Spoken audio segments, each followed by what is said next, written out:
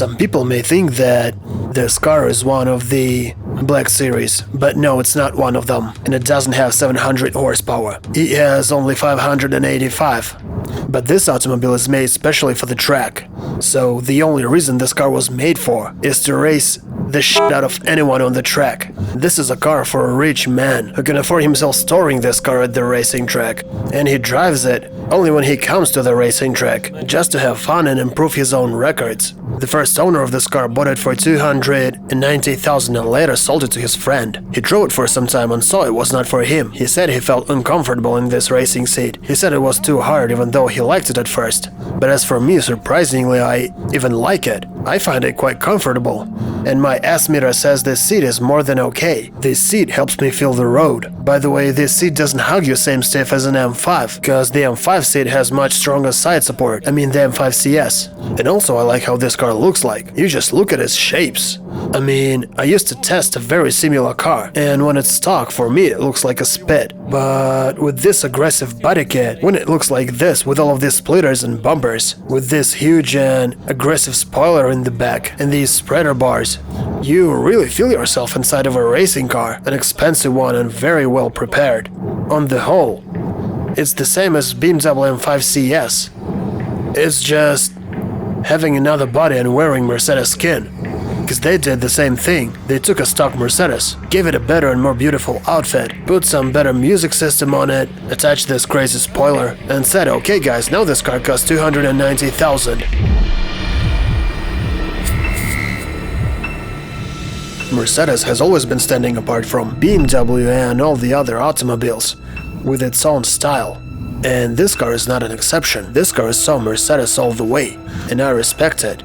Though that's a little bit strange manner to place your gear stick, cause it's placed over there and that's too far. But on the other side, you don't use it that often. All you have to do is just touch it once, shift it to drive, and hardly gonna use it ever since.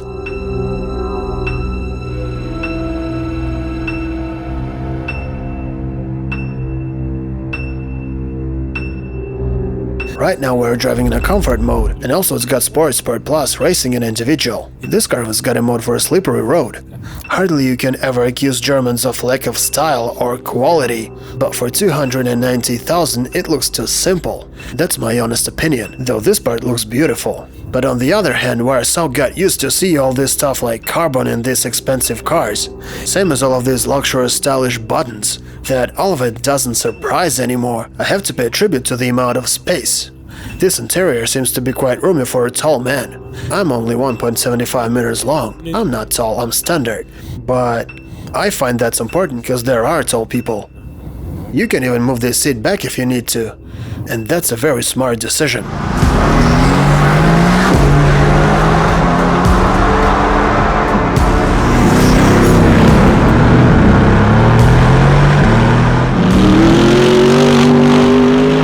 Noise insulation in this automobile is same as in CS. It means there's almost none.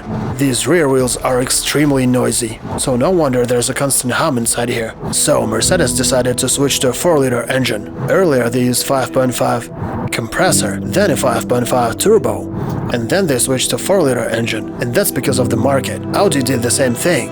And the reason is that in China, they are now having a 4-liter limit for engine capacity. And if you want to sell your cars in China, you simply have to put 4-liter engines in your cars. And BMW actually were quite pleased with their sales. They checked all the statistics and came to the conclusion that other models show good numbers. And they're gonna be selling them, so there's no need to change their S53. But Mercedes and Audi developed their new 4-liter engines. Audi decided to make a B-turbo 4-liter engine, the one they also use in Bentleys, and also in lots of other automobiles actually. And Mercedes, on the other hand, made their new flagman engine, which is a 63 AMG as they call it, and it's a 4-liter of course, 585 horsepower, and that's the exact engine we're having here, and that's the exact engine they put to our well-known 63 G-Wagons.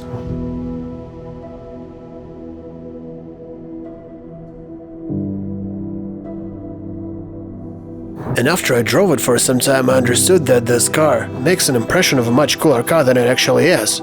Today there are lots of 600 horsepower cars in the world, and all of them are pretty fast. An M5 competition, for example, and you don't have to pay $290,000 for it. You can buy it from 80 to 120. And I wonder whether this car worth such amount of money. And for me, it remains a big question. It may worth it if you're a fan of the brand. Those people who are really in love with Mercedes automobiles should definitely buy it, because this is a rare collectible. This car is unique and quite unusual, and there are very few of them. There are like only 2 of them in Moscow, not more. The previous owner of this automobile said that for this money, he would better buy an F8 Ferrari, because such an automobile would drag more attention, it would be much more fun and bring more pleasure. So if we are not talking about some peculiar love to Mercedes brand, and imagine that we are not the Mercedes admirers, I can say that he's right, because Ferrari is also a rear-wheel drive car, and it's got more horsepower. At least they claim it gets 102.9 seconds. And of course, when it's red, it's gonna drag much more attention than this Mercedes. And you know, having a Mercedes in your garage, okay, not just a Mercedes, a GTR, a black one in your garage, is not the same as having a beautiful red Ferrari there instead. This is different. And well, let's be honest, the chance that one of you possibly ever buys this car is quite small. But anyway, I'm gonna tell you about it, because maybe one of you dreams about it. And now I'm gonna compare it a little bit to a BMW CS. I know this comparison is not correct at all, but anyway, I want to compare some particular moments. So first, the seats. I've been already driving this car for about 30 miles, and I made up a certain opinion, because I've been driven it along a very rough road, and that was very uncomfortable. And now I understand the previous owner, who had already sold this car to his friend, and now I understand why he got rid of it. My back hurts. It is already in pain, even though I covered a very short distance. I remember driving an M5 to Sochi and back in one shot. That's incredible, because it felt so okay in the beginning, but now my back hurts so much. And also talking about the stiffness of the suspension, the BMW M5 CES felt way much more balanced. In a comfort mode, it ran very softly, it shifted softly. On the whole, its suspension felt soft enough.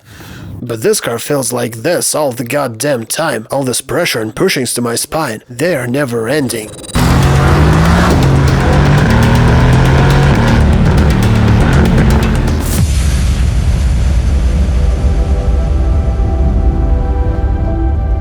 Okay, right now, we're about to get to the racing track, where we're gonna let this baby show what it's got. I'm looking forward to see how it acts in turns and how it behaves itself on the road, and I'm going to find out.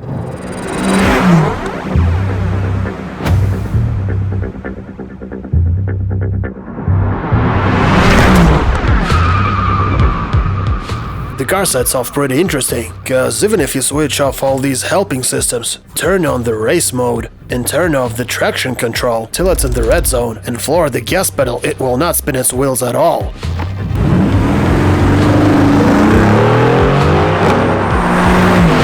The car is cool, but I have to slow down because I don't want to hit those birds.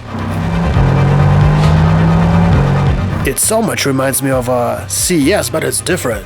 This car is much more serious, because it seems to have a spirit of a winner.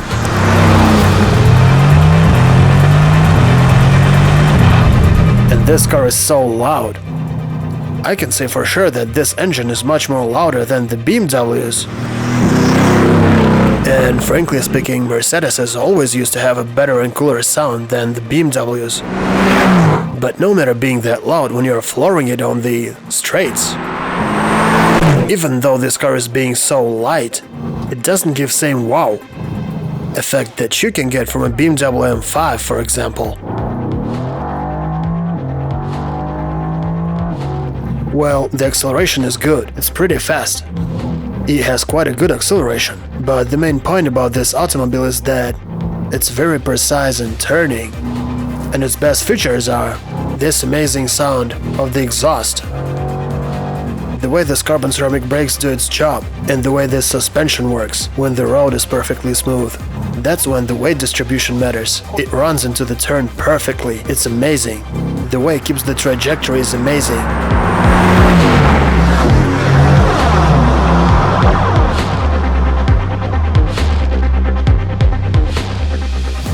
Frankly speaking, this is one of the Mercedeses that I don't understand, but I kinda like it. Who would refuse from having such a toy in his garage?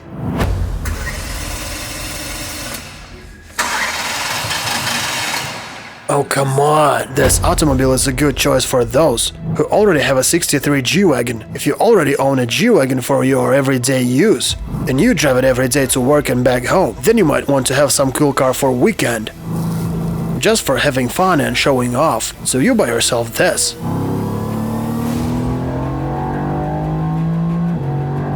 Yes, it feels that it lacks power, but anyway, these 585 horsepower are fast enough, because this car is very light, and I like how this transmission shifts, and I'm in love with this sound.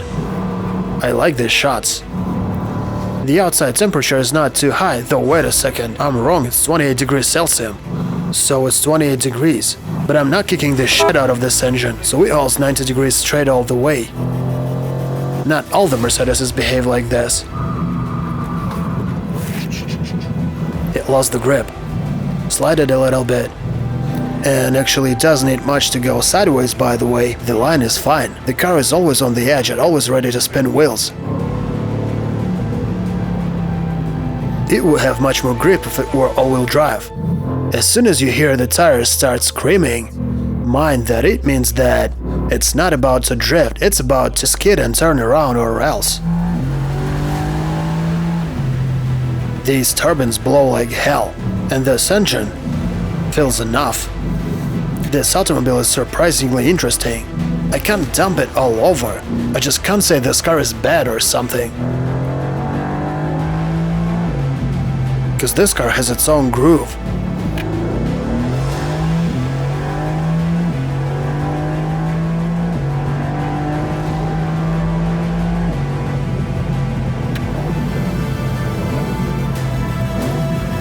That's a good transmission braking. So far I have no claims about this car, but it's peculiar.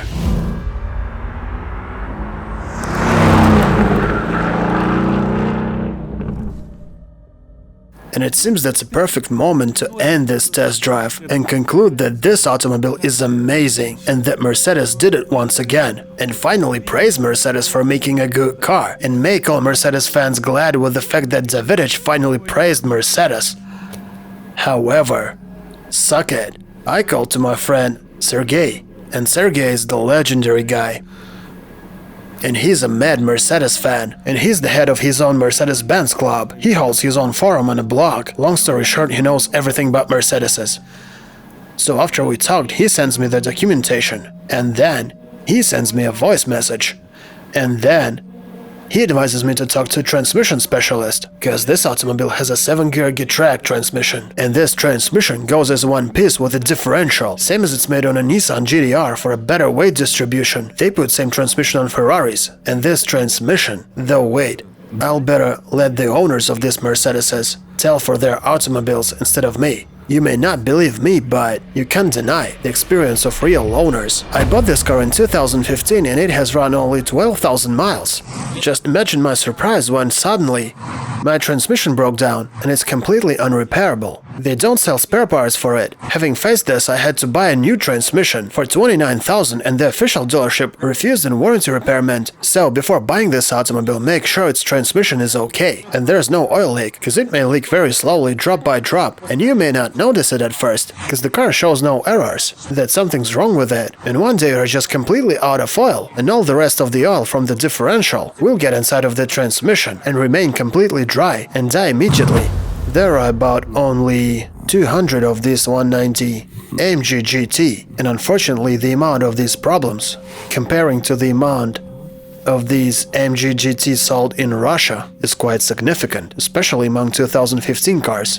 That's why that would be ridiculous not to admit this problem and pretend it not exists. I'm gonna leave the necessary links in the description, so you could download the necessary documentation and pictures concerning the problems of this car and its transmission. After everything you have just heard, do you want to know how much this transmission costs? This transmission costs 29,000 bucks. First I thought that's some kind of a joke. This is ridiculous. Are they f***ing insane? 29,000 bucks for a goddamn transmission. These cars used to cost about 145,000, and I'm talking about the restyled cars. That's how much they used to cost. Today this car costs 289,000 bucks. But this car is not worth such amount of money. The way this car steers is not worth those money. And the way it accelerates is not worth those money. It has only 585 horsepower. Someone may say that you should better buy a Black Series. But what for? Okay, it's gonna be a little bit faster. This car is light and it doesn't feel much confident on the road. And if you expect for confidence, you should buy yourself an all-wheel drive car. All-wheel drive cars have much better grip. They can even go sideways. Someone may say that, come on man, just check the Nürburgring records. Okay. Fine. Okay, with some best pilot in the world behind the steering wheel, they managed to get good numbers. But this fact will not help Mercedes make me buy this car. I'm not gonna buy it. I don't feel I'd like to own one of these cars. Even despite these cars has some advantages, like its cool exhaust. And while I was driving this car, I kept myself thinking, why there's no such a cool sound in M5? And that's because the trunk and the interior of this car is one room. And sitting inside here, I hear it much louder all the time. I mean, it doesn't make the sound less cool after all. It's amazing. And I think that Mercedes made the most out of this V8 engine. But anyway, the BMW is different. The trunk is separate, so the sound doesn't come that much. And that's fine. Do we need more of these cars from Mercedes and all the other brands? Of course we do. But having driven a car like this, you stop being interested in buying it. At least I don't want to buy it at all. The problems with its transmission makes me refuse from buying this car. I can't help it, simply because I don't want to change this transmission every 20,000 miles. I just don't want it. You just think about it, you buy it for 29,000. You drive it for 20,000 and change it again. Okay, maybe they will change it under warranty once. So what? I don't know. It's up to you to decide. This is your own choice.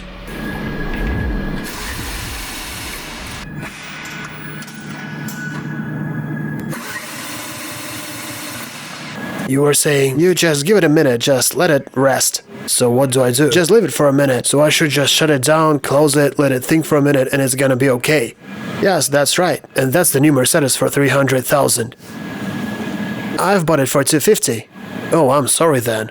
Anyway, you confirmed that this shit has already happened to you, right? Yes, it has happened once. I remember I came out of health center, got inside of it, and it won't start. I tried to, but it only did those farting noises and then went dead. Yes, that's right. That's exactly what it does. Yeah, I know, I faced that problem. So just keep it there for a minute. Bro, you should buy yourself a BMW. You should stop punishing yourself with these Mercedeses. Okay, I got it, Mercedes forever. Okay, at least now I know what's going on, because I thought this is the end. Let's just shift it to neutral and push it, that's all I can do.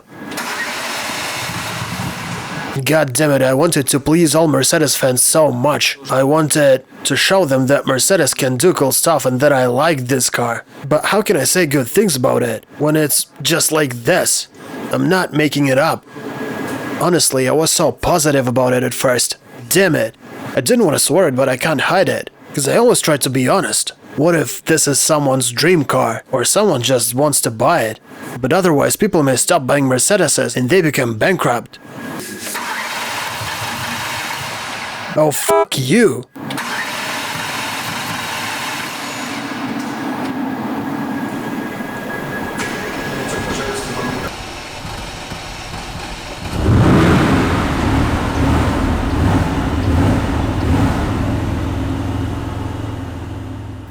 Mercedes. How could you fuck this one up? See you guys.